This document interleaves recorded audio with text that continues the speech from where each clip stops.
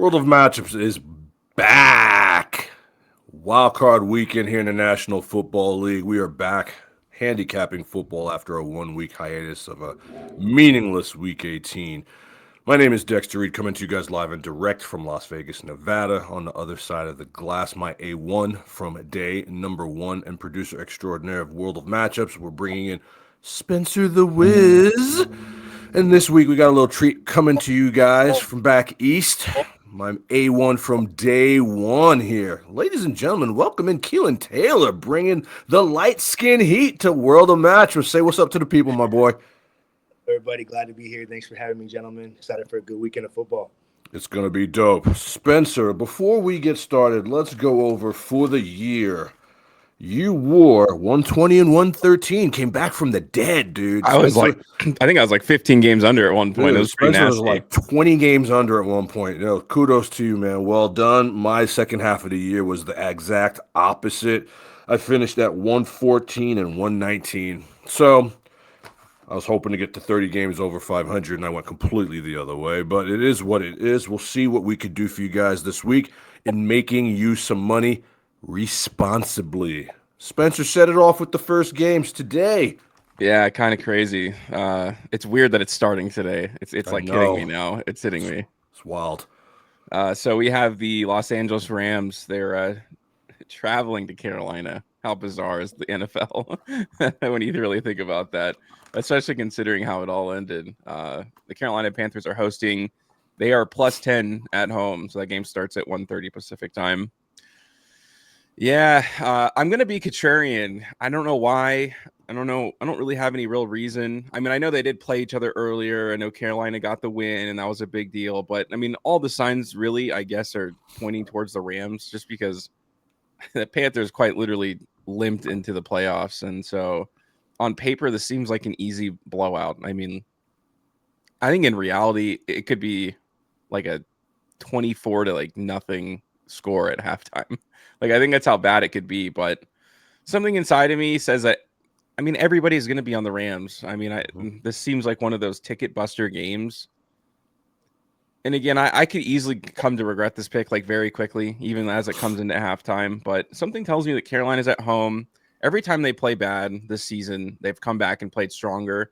I don't think they're necessarily going to win the game. I just think it's going to be closer than I think most people want it to be. So something tells me that they're going to find a way to keep this game much closer than anyone could ever predict. Like when you go to the game, everyone's going to like those little score predictions. That's kind of what I see pop up in my head.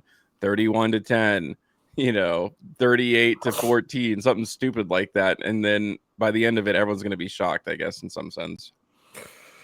I'm going to agree. This was my toughest game to handicap, and it just so happens it's the first game. So it's either going to set us off for a good week of football, or I'm going to be in big trouble here because I've dropped the first game. I, too, believe that the Panthers at home +10 is the good bet here. They have already beaten the Rams one time. They're familiar with the Rams. They didn't just kind of luck into winning the game. They went out and got it. The Rams' defense has not been as good the last couple weeks. For a while there, the Rams were my pick to win the Super Bowl. I have now come off that. My pick to win the Super Bowl now is the Seattle Seahawks. It is +375. My money is down on that, and I think that will come to fruition. But back to this game, Bryce Young has just been told that his fifth-year option will be picked up, so they believe in Bryce here, and they're going to give him at least 2 more years.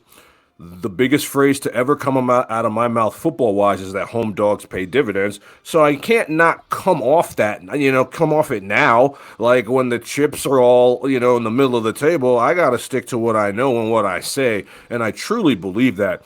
Look, Chuba Hubbard, Rico Dowdle, these guys are chain movers, man.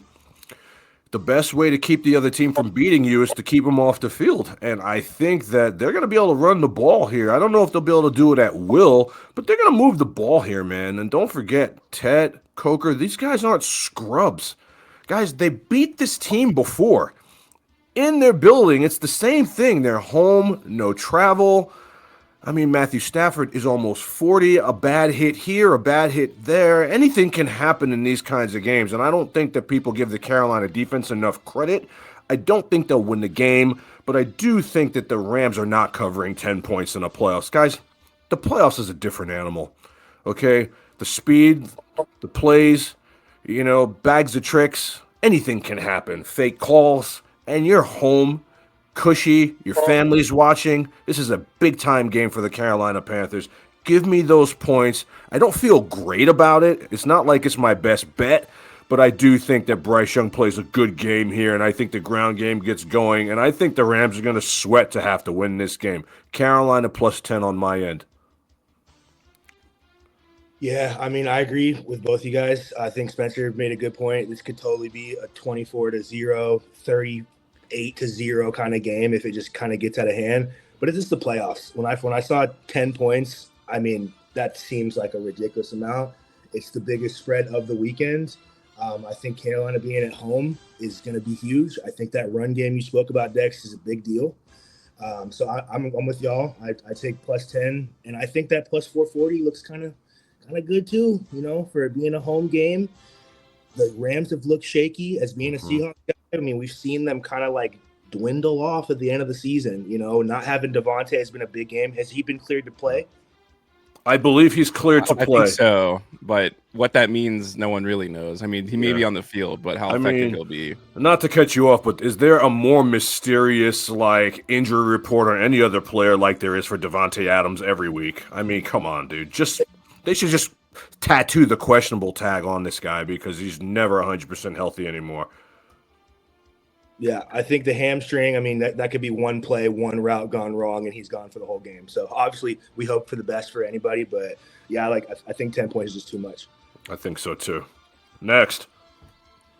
Yeah, and I'll go to the next game, but I do want to say, I do agree. It's not like the Rams are coming into this game the hottest team in the league. I mean, they peaked not in the beginning of the season, but certainly towards the middle. I mean, they had let's not forget that Falcons game to go into the playoffs.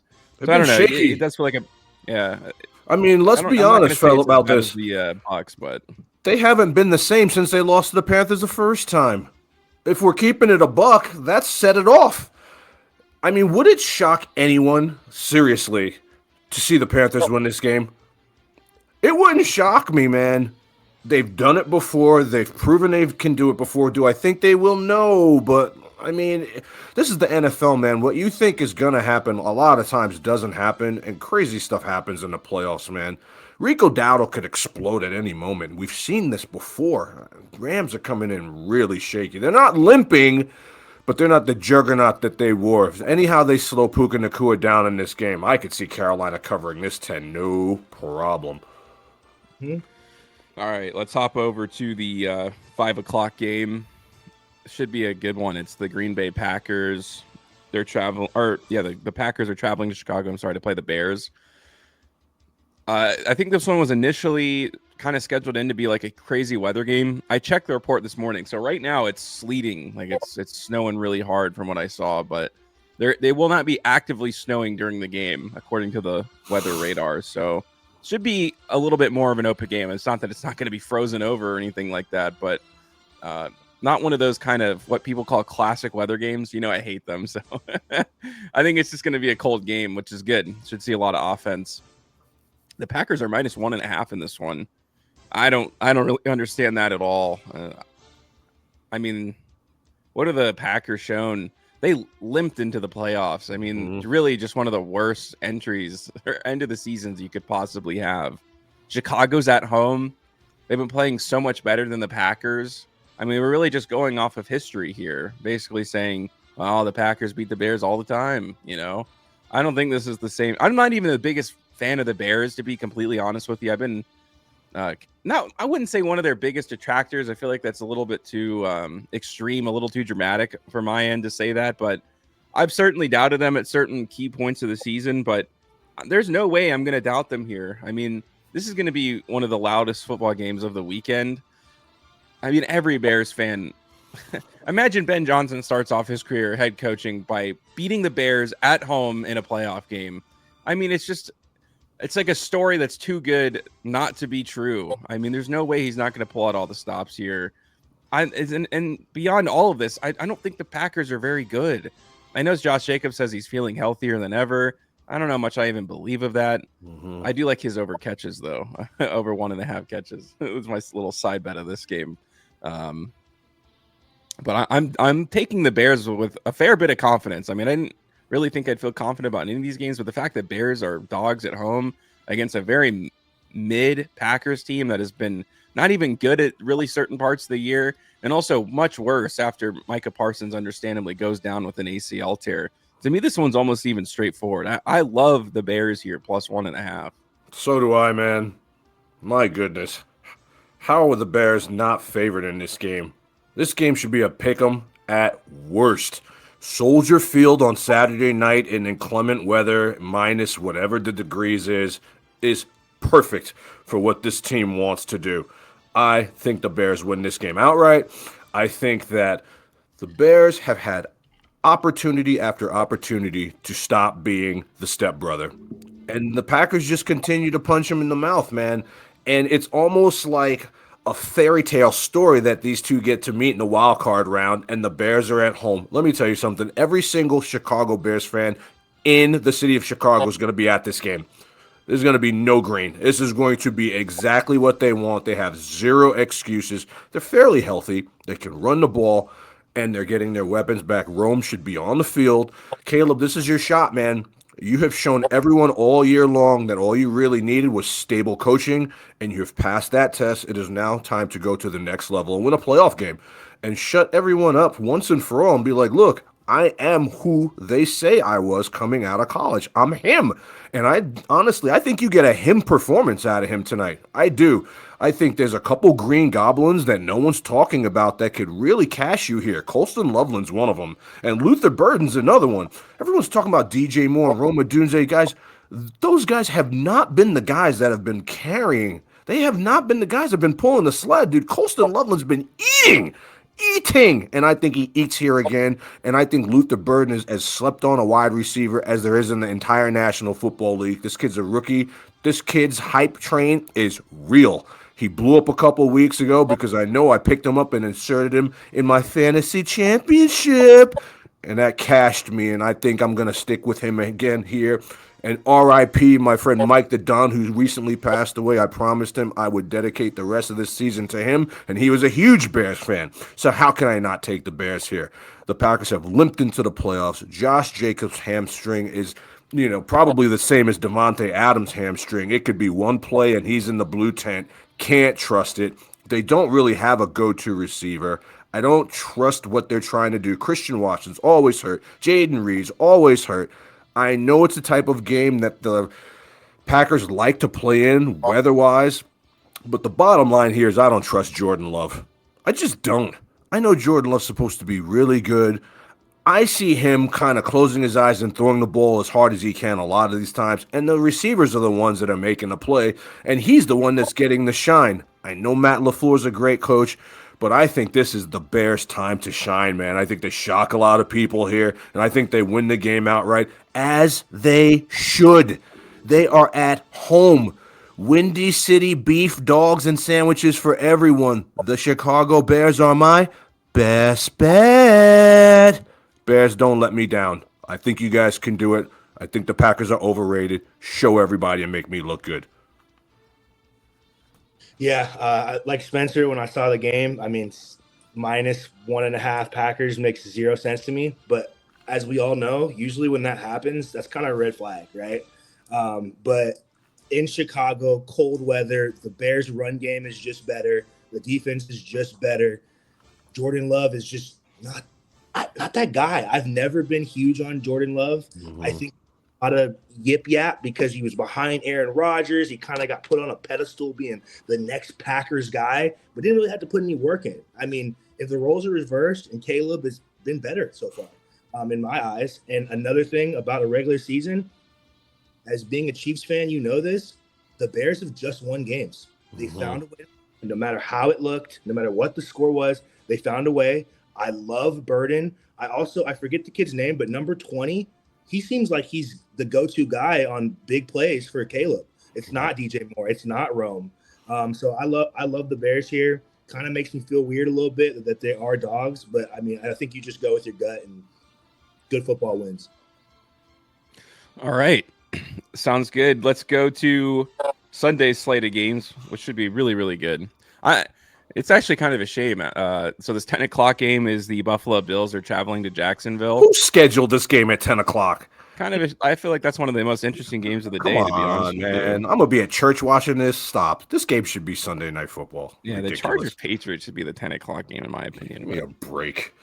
The Buffalo Bills are plus 1.5.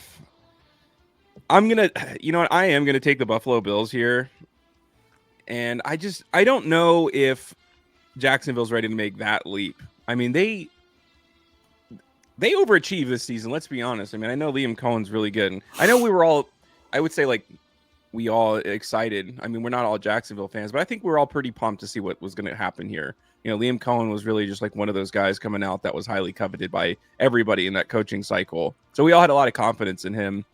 And yeah, they've overachieved. I mean, they really hit the scene. I mean, that Chiefs win really kicked off their season. Mm-hmm. That's when we all kind of knew. And even despite the way that the Chiefs season ended, I think that was the start of the end for the Chiefs. You know, that it's almost weird to think about how much was riding on that game in a sense. The confidence of that and the loss of confidence, I guess, from the Chiefs in that one almost started like a divergence in the season. I don't know. It's kind of the best way I can describe it. And I'm not even saying Jacksonville is bad. They are good. I just think that Buffalo has a little bit more experience, even on the road. I mean, they've won some big road playoff games before. And I just think they're ready for this moment a lot more than Jacksonville is. I think they'll get there. And Trevor Lawrence has been playing great. I mean, I'm the biggest Trevor Lawrence hater going into the season. So, I'm willing to admit I was wrong about that. I mean, and he's been the reason they're winning. Rushing touchdowns, passing touchdowns. I mean, he's done it all. I almost think it hurts them that they played the Colts going into the playoffs here because it was such a soft opponent to walk into it. And Buffalo's kind of been fighting tooth and nail, I guess, to the end of the season. And it's not like Buffalo's not a very beatable team. I just think this is one of those things where on paper, Jacksonville should win this game because they're at home. I just think there's just going to be a moment where it's just a big playoff moment and Josh Allen's going to do something that's going to win them the game. And I just don't know if Jacksonville has that in them just quite yet. I think it's going to take a few more years for them to seriously be contenders, which I actually really think that they could be. Should be a really fun game, though. Again, it's just kind of a shame it's the 10 o'clock one. So I'm all over Jacksonville here. This opened up at them being home dogs plus 1.5, and now it has moved to them being favorites at 1.5 within 5 days. What does that tell you? I know what it tells me. It tells me that everyone wants the Bills, but we're going to be a little smart here about the Bills because let's be honest. The 1 year they don't have to see Lamar Jackson, Patrick Mahomes, or Joe Burrow is the year that they have the weakest team that they've had in 5 years. I mean, they're just not as good as people think they are. Guys, you let anything happen to James Cook in this game, and they'll get blown out. They will get blown out, okay? You cannot play hero ball in the playoffs and expect to win. And I know Josh Allen is everything that everybody wants everybody's franchise quarterback to be, but he cannot do it by himself. Jacksonville has overachieved, yes. Fine, I will give you that. But this is what concerns me here, is that you have Trevor Lawrence playing at the highest level of any quarterback going into the playoffs right now. And he's home. I can't now come off them here. I have watched the Buffalo Bills lose egregious games this year on the ground. Bijan Robinson gave him 175. What did Devon Achane give them? Gave him another 150. I mean, what do you think's going to happen in Florida tomorrow? Dude, they're going to run all over that Bills defense. That Bills defense is not good. Stop. Come on. I mean, are we being honest here? Then they just lost a pig in the middle.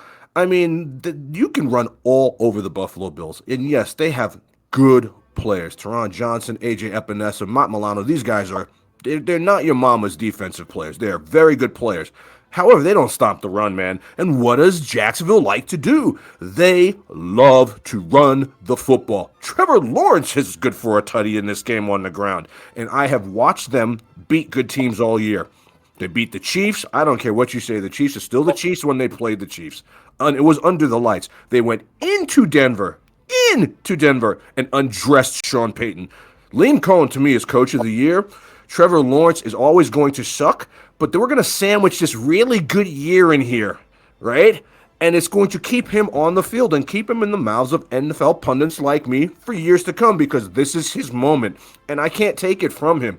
I think Jacksonville, if they win this game, they could go to the Super Bowl. I really believe that, because they've beaten everybody there is to beat.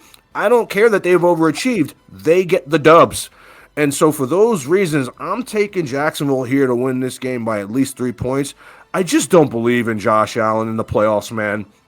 I just don't. Until I see it, I can't do it. This is the worst Buffalo Bills team they're running into the playoffs in the last 5 years.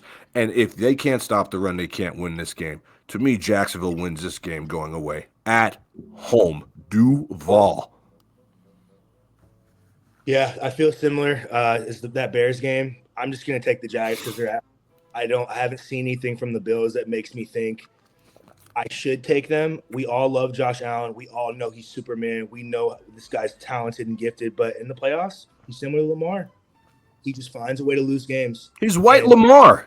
Yeah, I mean, Kelan, why do we always give Josh Allen a pass but then shit all over Lamar? Can somebody answer this question for me? Why? I mean, we know why, but I mean, it's just it is what it is. I think this year we're seeing a serious regime change. I think the teams we're accustomed to seeing. I mean, the Eagles, are we really confident about them right now? I mean, no, they're shaky. So I think we're really seeing a regime change. I love what Trevor Lawrence is doing. I think I sent that video in the group chat of him with the grills. Mm-hmm. I think is behind him. I hope he pops the grills in, and I hope he goes off, and I hope we don't see Josh Allen. I hope we don't see Jalen Hurts. I hope we see a new team win. Some of these other teams I'm not super sold on, the Patriots, the Broncos, but I'm not mad if they win. I'm tired of seeing the same teams win. Again, Josh Allen has showed me nothing to believe that he's going to make something happen, and if he does, they probably lose next week anyway. It doesn't matter. Yeah, I think that Trevor Lawrence is the new Kirk Cochains. Now that he's got the grill, you know what I mean? Once you throw a grill in, once the jewels come out, bro, it's a whole different story. And I just don't believe in Josh Allen, man. I like Josh Allen so much. I just can't see it. I don't know, man. We'll see. I think this is going to be the best game on the slate. I think it's going to be weekend. I think it's going to be back-to-back. I think the Jags get a couple more stops. I think Josh Allen throws the ball up in the air and with his eyes closed, kind of same thing you were talking about too many times, and I think the Jags just take it. My green goblin for this game is Dalton Kincaid. Jags don't get pressure with 4. Middle of the field's going to be open. He's the number 1 receiver on that team. Their wide receivers are buns. Watch Dalton Kincaid take his overs if you want to make money. I have spoken. All right. Let's hop over to the afternoon game. This is a 1:30 Pacific kickoff. It's the San Francisco 49ers. They're traveling to Philadelphia to play the Eagles. The Eagles are -6 in this one. Seems like a huge line, in my opinion. In fact, I'll go as far as to say I think the 49ers could win this game. Mm-hmm. I've never seen a team like the Eagles who hate each other so much coming off a Super Bowl win. It's like weird and eerie. Jalen Hurts is taking stabs at his offensive coordinator before a playoff game. How is that even possible? I don't know. I just think that everyone thinks the Eagles are just going to moonwalk into the Super Bowl again, or at least just breeze past this game. Obviously the line says that too. And the one thing that worries me is Brock Purdy just shitting the bed and just having one of those 3 interception games, and he just looks like the worst quarterback you've ever seen. But he had some really hot performances going into the playoffs, so I think that bodes really well for them. And I know that they had a bad loss to Seattle, and so that kind of leaves a bad taste in your mouth. And I had the 49ers in that game. But going back to the previous weeks, and I guess they were against bad opponents, the Browns, the Titans, the Colts, but they did have the shootout win against the Bears. And so that's the game that I'm kind of clutching my pearls to. Like I said, there's a world where the 49ers win this game. I mean, the Eagles are not what I would consider a well-oiled machine. Saquon Barkley is kind of a ghost. We see him rip a 12-yard run. It's we kind of remember it yesteryear. It's yes, it literally was last year. Mm-hmm. But he's just not the same player. And it's weird to say that the 49ers are healthy going into this game because we all know about the insane amount of injuries. But the only consistent or new injury that's been popping up is Ricky Pearsall. And outside of all the regular injuries that they've been dealing with all year, everyone's playing in this game. So this is a quote unquote, I mean, especially for the standards of the 49ers, a healthy 49ers team. Again, the playoffs are so hard to call, and I could be wrong about any one of these. It's just that I have much more confidence in terms of momentum, especially, you know what? I think even the loss might be better for the 49ers going into this one, as stupid as that sounds. Like, they just played a playoff team, like what many consider to be like potential like Super Bowl winning Seahawks team. Getting punched in the mouth like that is almost better because the Seahawks are better than the Eagles. And I think that might have been a great test for them, something for them to figure out, like, why did we only score 3 points? You know, and the Seattle has the best defense in the league. I just think so many people are going to be on the Eagles in this one. I'm going to have a money line ticket for the 49ers. I think 6 points is way too much against a mid-ass Eagles team going into this one personally. So that's my pick. I agree as well, man. I mean, we watch every game. We watch every team, not just our own. And, you know, the run it back tour is always going to be difficult when you're already champions to kind of keep, you know, that same level of production on the field, to be as galvanized as you were when you were hungry for it versus now that you have it. I can name a couple games right off top. Kansas City, LA, where like the Eagles were one play away from losing the game, and they found a way to pull them out. I mean, if Kelsey catches a ball in the end zone, they're up 2 touchdowns. They'll probably lose that game. The Rams had the Eagles dead to rights in Philly, and they you know, came all over themselves. Like, seriously, it's just not the same Eagles team, man. I wanna like them like I did, you know, last year, but like they're just not the same. They're struggling internally. They hate the OC. They hate each other. You know what I mean? And you got a couple of guys that aren't 100%. Jalen Carter's got problems with his shoulders. He's got a bunch of different problems. And that's a big piece. You got Jordan Davis is 100%. But look, you're asking these guys to stop Christian McCaffrey, who even at age 30 is the best running back in all of football. And he's a Swiss Army knife that's really hard to stop. You know, I hate Brock Purdy. The guy could die in a fire, but you can still win here with him. But I don't even need them to win. I just need them to cover. I don't care about the Niners. I don't care about the Eagles either. But we got to handicap every game, and so I'm going to get those points here. The Niners have proven to me repeatedly that even banged up, they're a very good team. Guys, this is a Niner team that went into L.A. and beat L.A. under the lights on a Thursday night, and they were decimated. Everyone lost money on that game. And so if they could do that to the Rams, who were in this game with the Eagles all the way till the end, I think they could cover the 6 here. I just think that Kittle's going to be a bit much for them, even though they have the number 1 ranked tight end defense. I still think, I mean, Kittle's talking shit. Kittle said he wants the Eagles. And I love that. I love people that don't shy away from contact, so I'm all about that. And I just think CMC is just going to be too much to stop. Shanahan's a good play caller, man. I think they're going to pull something out of their hat that, you know, Philly's not ready for, and I think that they keep this game close enough. I think the Eagles win 23-20, but I just love that +6 too much, man. It's not like Shanahan and the 49ers are some bums. I know they've played a soft schedule. Fine. But your record is what your record is. And minus Nick Bosa, I mean, Lance Kendricks is a very underrated piece here in the middle too, man. Yeah, they've lost so many pieces and they still continue to win. Are they on the level of a Seahawks team? No. But I think they can bring enough wood to this and show Philly that they're not scared, number one. Philly, they thrive on intimidation. You know what I mean? If you come in and you show any weakness, the game's over. So they thrive on that at the link. I don't think that's going to be a problem. I think the Niners are going to be ready, and you're going to give me 6? Man, listen, give me my 6 points so I can go to Sizzler.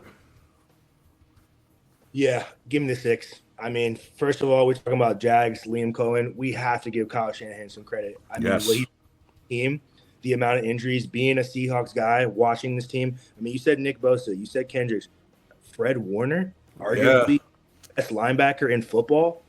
You're missing that guy. You got hats off to Robert Saleh. I mean, that guy was clowned out of the Jets, came to the Niners, has this defense playing great. Obviously, it didn't shake up against us, but they also beat us this year. So, I mean, I like that. The Eagles have shown me nothing. I don't see what the Eagles are better at than the Niners. I think the Niners run the ball better. I think their passing game is more consistent. I think Jalen Hurts has showed us that he can go off for 5 touchdowns, but he also showed us he can have 2 turnovers in the same play. So, I mean, last time that happened was, 1976? So, I mean, I'm not a big fan of the Eagles. I think they're very shaky. I think what Spencer said was a great point. There's a lot of divas on that team arguing with each other instead of bringing each other in and winning football and keeping that stuff in the locker room. So give me +6, and I'm with Spencer. I'll take a money line too. Eagles money. Niners money line will pay handsomely too.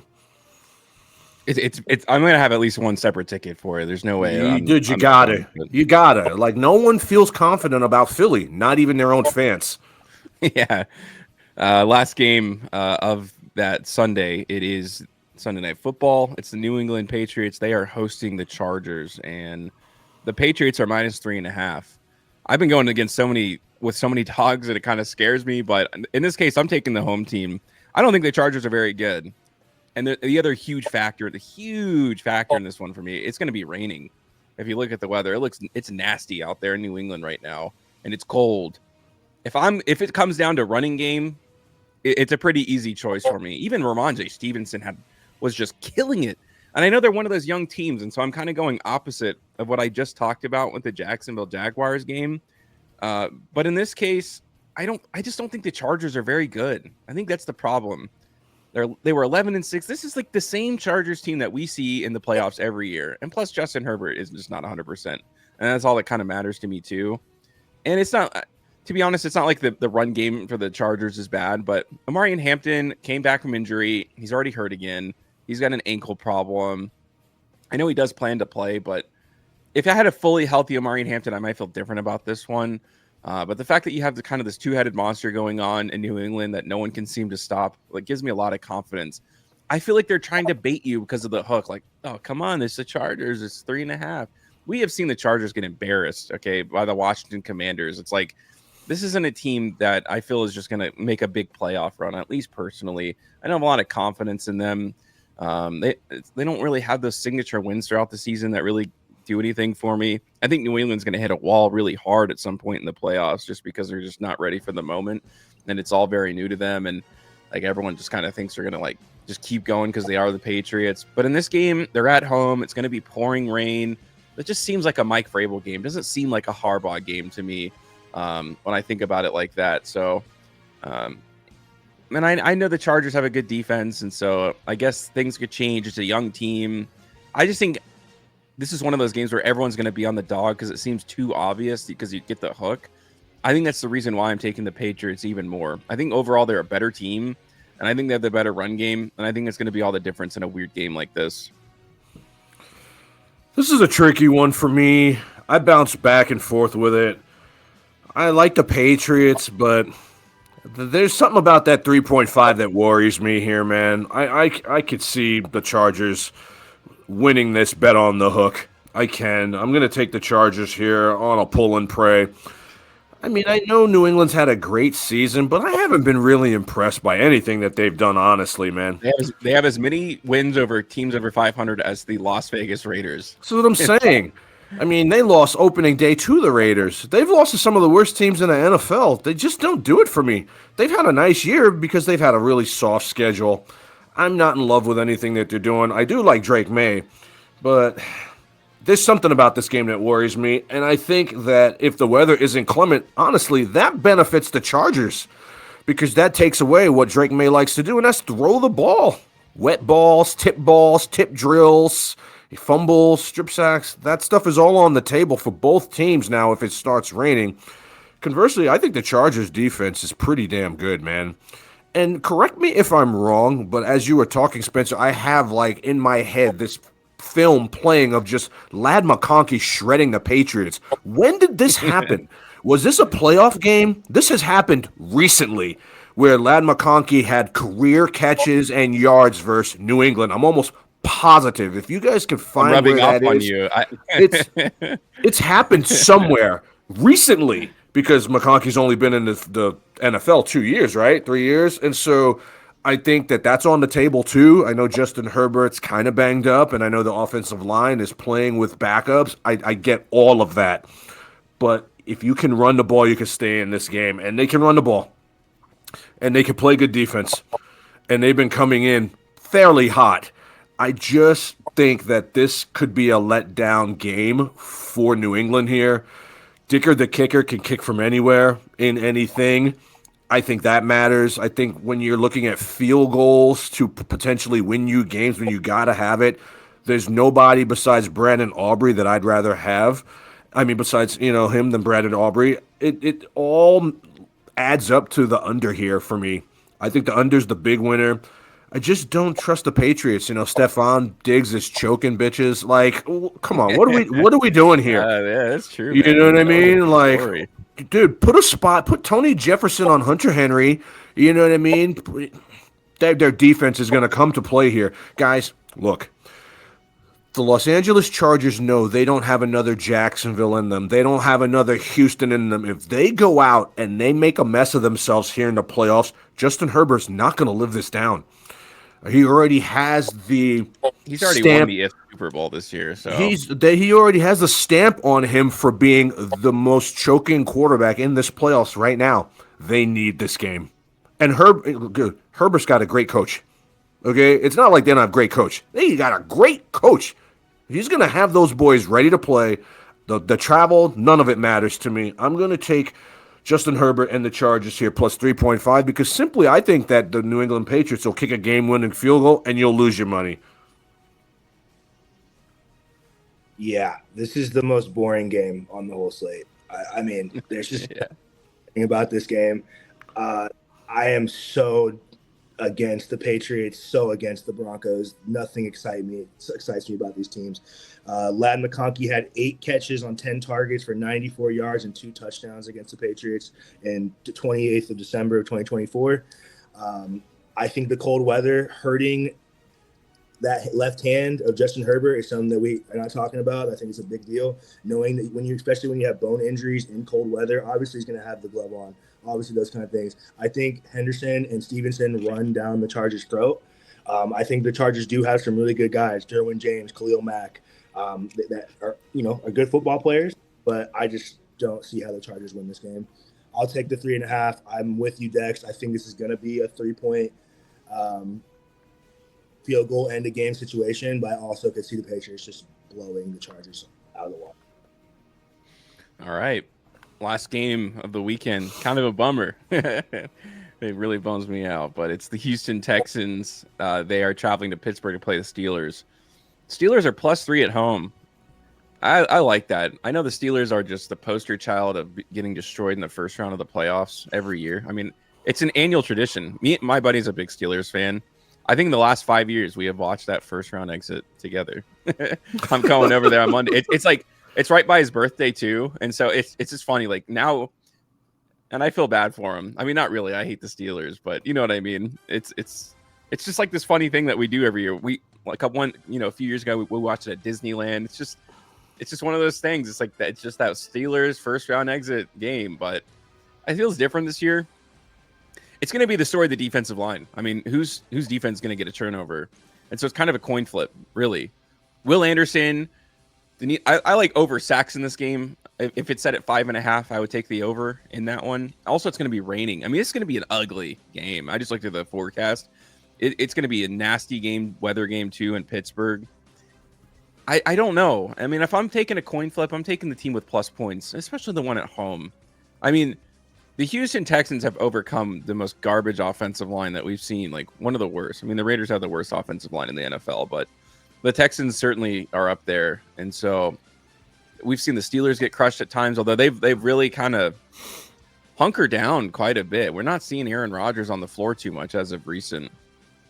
That kind of win can galvanize a team, or you should. I mean, in every conceivable situation, the Steelers should have lost and not made the playoffs. And so I think a lot of people are going to say, well, they shouldn't even have been in the playoffs. Those are the kind of games that you end up winning, I feel. There's a lot of playoff experience for the Steelers. I mean, I guess the Texans do too. Anything could happen in this one. This is just kind of one of those weird games, but I like the home dog here. I think they could easily win this game. I could this is probably another money line ticket for me. I'm going to put maybe like $20 on or something. You get a nice little plus, you're +3. I'll probably end up being pretty good on the money line. And I don't know. I can just see a world where, because that Steelers defensive line has been playing better. And I think that's a big reason why they ended up winning that game against the Ravens and that kind of crazy shootout. But that also does scare me, man. And I guess the rain is what really is the big contributing factor, because I feel like in a neutral field, Nico Collins probably has like 200 yards in this one. I mean, like something stupid, like 125, 2 touchdowns. Because if they're letting Zay Flowers do that to them, what is that offense for Houston going to do? But hopefully the weather doesn't just enough for me to win this one, or at least cover. I think this could come down to a field goal. It's going to be one of those strip sack situations. Who's it going to be? Who's going to get that strip sack? I don't know. Okay, but that's the part that seems kind of random. So I'll take the Steelers +3 at home. I'm going to take the Steelers +3 at home too, man.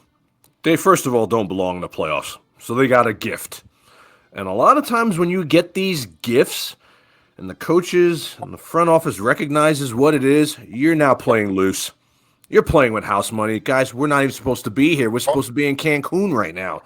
But instead, we are in Heinz Field, and we are playing in front of the Terrible Towels and their fans, and it's just going to be, I think, too much for Houston here. Do I think that Pittsburgh will win this game? I don't, but I do think that they will find a way to cover. These two teams are very similar. Their defense, hard-nosed, lunch pail, grind it out, run the ball type teams. I give the edge here to Houston because they do have Nico Collins, and he's just a hard guy to stop. He's very, very difficult. And the funny thing is he hasn't really even blown up this year. When was the last time you saw Nico Collins with 150 yards and 2 tutties? He hasn't really had it this year. I'm not too sure they can really get him the ball. And it's going to be a little concerning because if not, how are they going to score? Because Woody Marks is going up against a defensive line that's going to be ready. They're going to be fired up in Pittsburgh, man. Now, this is what they do. It's like a holiday. They make it to the playoffs, and then they're one and done. I mean, this is just kind of how it is. It's like a holiday. It is. It's a rite of passage. You know what I mean? And I just don't think that when you're talking about a 42-year-old quarterback versus Danielle Hunter and Will Anderson, that could not end well for Aaron Rodgers. Like, his career could end Monday night, literally, because you just got two dogs salivating from either side, and I just don't think they'll have the personnel to block them both. But I do think that with DK Metcalf back in the fold, they'll have enough to, push those DBs back a little bit, and they'll have a little bit of success underneath. Jalen Warren's okay. I think the Green Goblin of this game for me is going to be Kenneth Gainwell. He's been blowing up, and he hasn't been getting his flowers. The guy can run the ball, catch the ball, and he is fast. This is a good addition for them coming from the Philadelphia Eagles, and I like what they're doing with him. Quite frankly, I think he's the better of the two backs, and the kid should probably start. But they're going to mix both guys in. They're going to rotate both guys in, and they're just going to beg, TJ Watt to make a big play, which when he makes big plays, they win. So I like Houston to win. I like Pittsburgh to cover. Give me those 3 points. Give me the Terrible Towels. Give me the black and gold at home on Monday night in the cold. Yeah, give me Texans -3. That's my best bet of the week. I think the Steelers are awful. With -6, I would still take the Texans. I am not. Aaron Rodgers needs to just sit on the couch or go find a new hobby. Go pop ashwagandha. Go do your thing because it's just not happening. I think the Texans are my favorite team in the AFC. I think their defense is playing out of its mind. They've won 7 straight games. They're hot. Their defense has been good all season too. To give credit, like their offense sucked in the first 5 weeks, like historically bad, like really bad, and so. It just took the offense to get along for them to start winning these games. And none of these wins are like, oh, my God. I mean, the Colts, they won by 8. Colts were terrible. They beat the Chargers by 4. They beat the Raiders by 2. They beat the Cardinals by 20. I mean, none of these games are like amazing wins, but they did beat the Bills. They did beat the Ravens. I think Lamar was out that game, but they dog-walked them. That Bills win was huge for them. And DK Metcalf is the most, coming from a Seahawks guy, is the most useless, dramatic diva of a man. I mean, hopefully he doesn't take a swing at a fan in this game. That would be intelligent. But yeah, I'm sold. I don't think the Steelers defense is that good. I think we're giving them a lot of credit because of the history, because it being in Pittsburgh. But just give me the Texans minus whatever. That's the slate, man. I can't believe we only got 6 games to talk about. My goodness, this is so depressing. The football's still on, and I'm depressed. Sad. It's going to be a great playoffs. Let's talk about what happened last night, since a Raider fan in here has the #1 pick. Bro, I watched that whole game as an Oregon Duck fan, and I'm telling you, man, Fernando Mendoza is the real deal. This could be it for the Raiders. This could be the beginning of something really, really good. I mean, don't mess this up. You take Fernando Mendoza and you build around the kid. Moore is not the answer. He may go back to Oregon. I'm telling you. I saw this kid with poise, pocket presence, back shoulder throws. The kid did whatever he wanted versus a defense that shut out Texas Tech the prior week. Oregon Ducks are decent defense. And they absolutely – Indiana's going to win a national title game. Let's just put that out there. You guys want to make some money? You put everything you have on Indiana. They're going to take Miami apart. But tell me what you think about Mendoza as your future quarterback here, Spencer. Yeah, it's funny the narrative, like how much people hate the Raiders that you just see online. And I know social media is designed to make you angry. And it's just one of those things where it's like, oh, he's not worth taking in the first round, or he's not going to fix the Raiders. You know, it's like every negative you could possibly think. And every week, all this kid does is in the most efficient way possible, too. Like 17 reception or 17 completions, 3 touchdowns, 5 touchdowns. You know, it's like no one player is going to fix any franchise. But this is how you start. It's not just about the player. It's about what they bring with you. You talk about the same thing with like Liam Cohen. The only reason he went to the Jacksonville Jaguars is because Trevor Lawrence was there. And just that hype alone, you know, now you bring in a young offensive mind, so other guys want to play with you. It's about the things that come along with it. And you can't tell me that you're not excited about Mendoza. I mean, some of the throws that he makes is just unbelievable. And he's been running. Everyone's like, oh, he's just Jared Goff. You know, everyone just wants to shoehorn this guy in. And it seems like every time someone tries to shoehorn him into something, he shows a different flash of his game. And it's not perfect.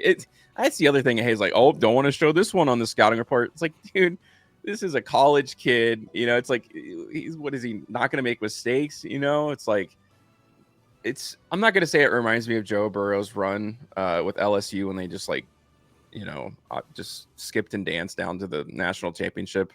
And they were like sitting Joe Burrow in that playoff run.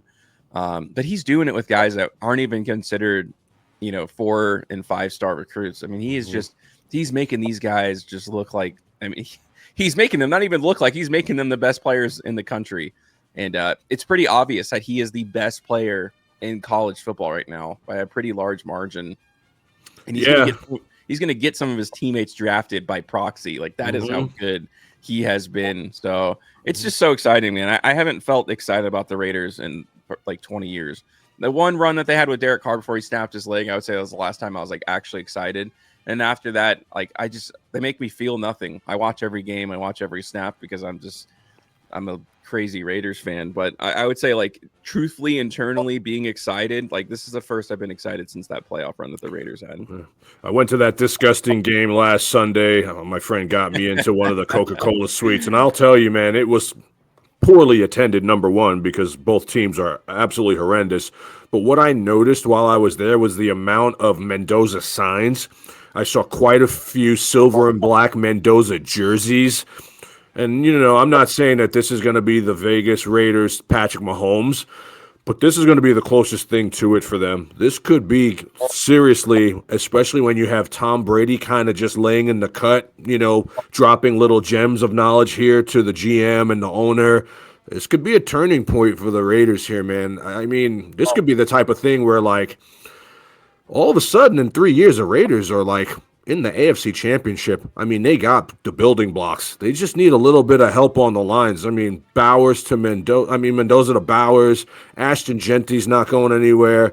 Mad Max, I don't care if he's mad. Like, he'll still be there. Now you build the pieces around Mendoza, and all of a sudden you might have something going, man. I really like what they've done. And as an AFC West guy, I think it's going to be something that really helps, you know, keep this division afloat as one of the better divisions in football. So, Keys, I brought you on because I know you think that the Seattle Seahawks are winning the Super Bowl. I think personally that the Seattle Seahawks are going to win the Super Bowl too. I have been one to poo-poo on quarterbacks like Sam Darnold and Trevor Lawrence, and both of them have shown me, you know, why that, you know, I'm out of my mind to think that they're not good quarterbacks. When we have some other friends in our chat that believe that Sam Darnold is buns as well, I want to give you your time to shine your team up because you deserve it. The number 1 seed. All signs are pointing to Seattle winning this Super Bowl, if not at least going. Tell us why that's going to happen. First of all, I want to touch base on the Raiders. I think people are also forgetting that Tom Brady is involved in this situation. So keep that in mind. I think how many draft picks the Raiders have? Do you know, Spencer? Oh, tons, like 6 in the top. They got a like lot top 4 of rounds. wiggle room too, man. They could do whatever they want. They got money. They're going to cut guys. The Raiders are in a good spot. Yeah, they have the number 1 cap space, like 100 mil. So I mean, they can hold. How They if you're could do Clint whatever they Kubiak, want. too, before I send it back to you, if you're Clint Kubiak, how do you not just be enamored with the Raiders right They now? beg to go to the Raiders because they're doing something good here. Yeah, I mean, I think you draft Mendoza and you use every other pick on offensive line. You sign every offensive lineman you can, and you find the best 5 guys, and then you're giving a guy Ashton Genty with a good running blocking scheme, and then you also have Brock Bowers. I mean, it seems like an easy fix. They just got to make the right decisions. But as far as my too. I mean, I was shaky about it. I'm not going to lie. I mean, I've seen the Sam Darnold comments. The 3 games we lost coming up until the end of the stretch were against good teams. We were beating bad teams, and I don't like that feeling. It's the same kind of Patriots thing we were talking about earlier as well. But I think Mike McDonald has these guys locked in, like lock the fuck in. I love that. It feels 2012-esque. This defense, it's a bunch of guys, not the biggest names. I mean, DeMarcus Lawrence has been a dog for us. He's got 3 defensive touchdowns. It looks great. I think these last stretch of games were big wins. Mm-hmm. Beating the Niners, beating the Panthers. You know, I mean, these are all playoff teams. So, I mean, going in and that game down 15, fourth quarter, scoring 3 2-point conversions. Those are, I mean, Sam Darnold's showing me everything he needs for me to at least be confident with him being my quarterback. But last year, I'm sure the Vikings fans were saying the same thing. Mm-hmm. Yeah, they were. And look at them now. They're so stupid for not keeping Sam Darnold, though, because now they have no quarterback because J.J. McCarthy is buns. I'm telling you why I like the Seattle Seahawks to win the Super Bowl, because I've watched this team all year win any way you want to win. How do you want to win? You want to win on special teams? Okay, Torrey Horton, go take those 2 touchdowns down the field.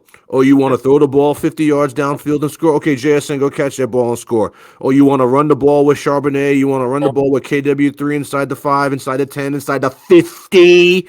What do you want to do? What do you want to do? Okay, and I don't care that Sam Darnold is their quarterback. They'll win without him. They could win with Jalen Milroe back there. They're that strong on defense.